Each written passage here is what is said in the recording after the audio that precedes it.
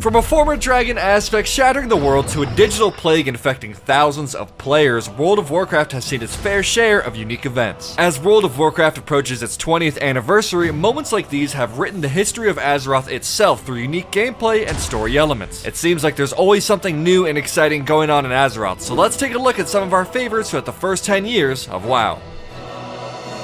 In 2004, during WoW's first year of release, players would eventually come across the zone Hillsbrad Foothills. Despite the zone's beautiful and seemingly peaceful atmosphere, Hillsbrad would actually become one of the deadliest zones of WoW's early years. The zone contained leveling questlines for both Horde and Alliance. The Alliance's main town, South Shore, was located here, and the Horde's town, Terran Mill, was a little ways up north, located here. Their close proximity caused players to constantly bump into one another, and all it took was a little spark of world PvP to ignite a never-ending conflict between the players in this region.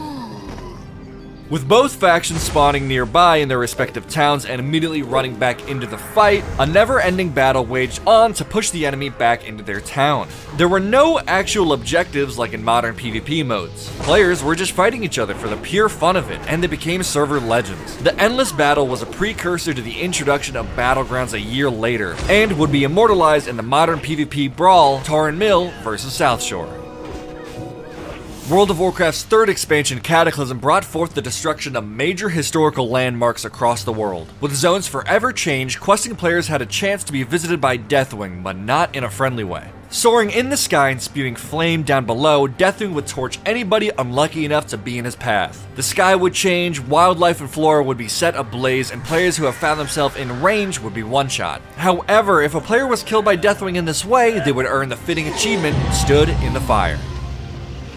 Back to Vanilla WoW. In 2005, the Rise of the Blood God patch was released, bringing with it the Zul'Gurub raid. Inside, the final boss, Hakar the Soul Flare, had a surprise waiting for players that would end up accidentally killing thousands of players and causing an in-game pandemic. Hakar had a debuff that would be cast upon players named Corrupted Blood, which would deal damage over time to anybody afflicted and would spread to nearby players. Normally, this debuff would be removed at the end of the encounter for anybody that still had it, but there was an unforeseen carrier, companion pets. Animal companions could be hit with this debuff, and if they were dismissed before the fight ended, they would retain it until summoned again. As soon as the first infected pet was summoned in a capital city, everything was set in motion. No longer contained in Zul'Gurub, the debuff spread like wildfire to everyone and everything, players and NPCs alike. For nearly a month, players were being killed by corrupted blood, so much so that players would distance themselves from each other to try to contain the spread. This event would become so infamous in-game that it would forever be known as the Corrupted Blood Incident. A little later after this virtual pandemic, epidemiologists from the CDC used data from this incident to help aid in disease modeling research.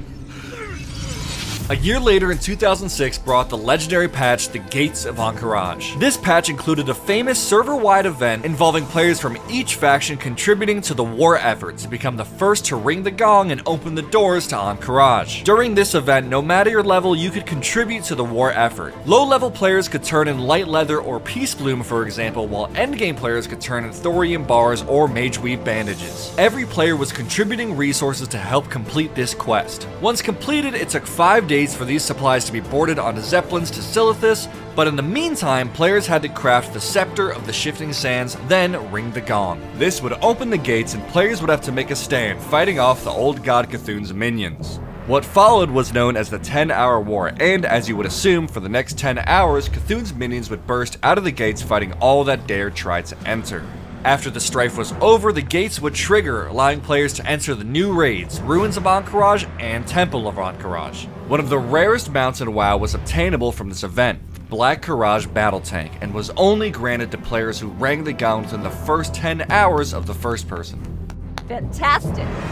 With the new in-game event to celebrate WoW's 20th anniversary, you can re-experience some truly epic moments of WoW history like the opening of the AQ gates, or battling through Blackrock Depths reimagined as a raid. WoW may be 20 years old now, but for each day, new stories are being told, events are being added, and legendary rewards are being earned. There's never a bad time to hop in and contribute to WoW's history yourself. Any fun events you remember that we missed? Leave them in the comments below, and we'll see you in Azeroth.